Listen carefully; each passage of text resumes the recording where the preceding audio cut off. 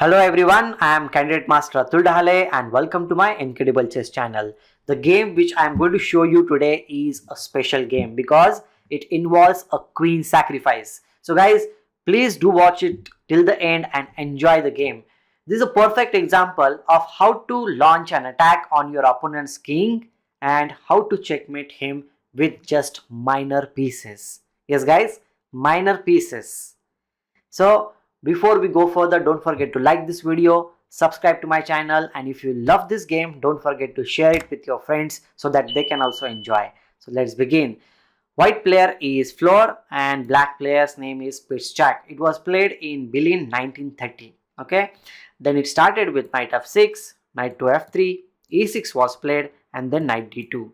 Black tried to attack the pawn in the center of the board, that is d4 pawn, by playing c5. White defended the pawn with e3 move. Then b6 was played. This is the London and Cole system mix-up. Okay.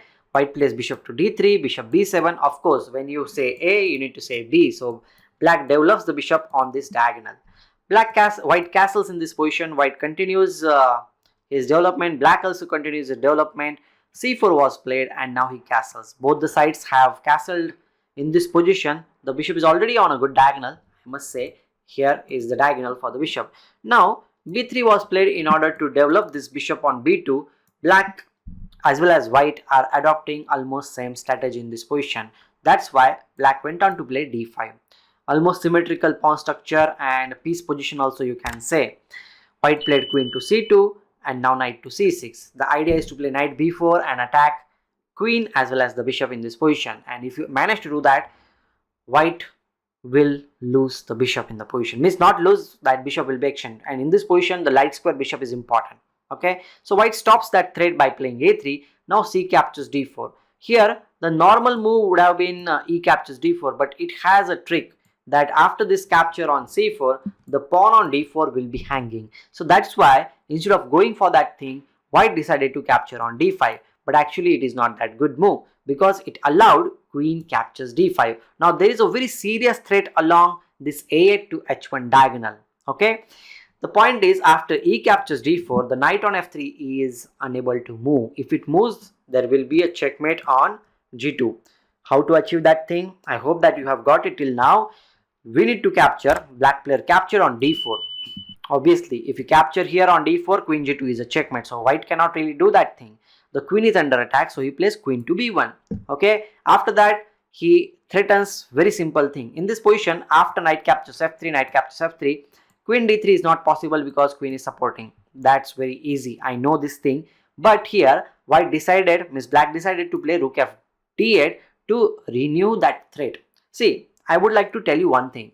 If you see one idea and if it's not working, you need to find out why it is not working. And if you understand the root cause of that idea for not working, then you can get your move very quickly. Like that only, here rook f d8 is played in order to work out the idea, that is the bishop on d3 is not well supported. Okay, so white decided to support the bishop on d3 as well as the pawn on g2 by playing knight e1. Both the things are supported. The queen's job on this diagonal is over. So that's why black player decided to play queen h5, shifting the attack. Now the target will be the pawn on h2. Okay, so here bishop b2 was played. He plays bishop to d6, attacking the pawn on h2. There are multiple ways in which you can defend the pawn on h2. One possible way is to play knight f3, but it will be a big mistake because obvious reason. First we can capture on f3 with the knight. After this bishop captures f3. If you capture here, then queen h2 is a checkmate. That's not something which white would like to do.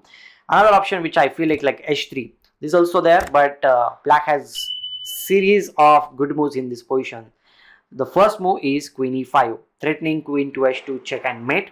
Okay, here knight ef3 if you play, same thing, queen h2 is mate. And if you play g3, then good move is there, queen d5.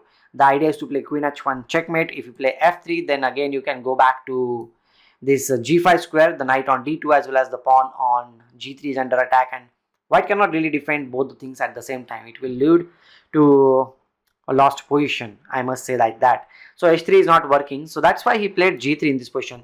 But that also allowed the bishop to get complete control of the diagonal. And now here he plays knight to g4. The idea is to capture the pawn on h2 with the queen and win the game. If you try to defend the Pawn on h2 again with the knight. Let's suppose you play this knight. It is not going to help you because knight f3 check, knight captures f3, bishop captures f3, and the only way is to play h3 or h4. We are going to come back to that thing if h4 is played, what to do. That is what I actually played in the game. The h4 move was played, and here you can see that this diagonal is already opened up, and if this bishop comes on h2 square, it is going to be a checkmate. So the move is quite obvious, but if you are playing the game, it's not so easy to spot this kind of moves. The queen sacrifice comes on the board, queen captures h4, g captures h4. If you don't do that thing, queen h2 or queen h1 is a checkmate threaten, okay? G captures h4 and bishop h2 check and mate. The same thing happens even after h4 was played earlier, queen h4, g h4 and bishop h2 checkmate. I hope that you enjoyed the game, and don't forget to like this video, share this game with your friends so that they will also enjoy, and if you are new here, don't forget to like, share, subscribe to my channel. Bye bye, take care, love you all.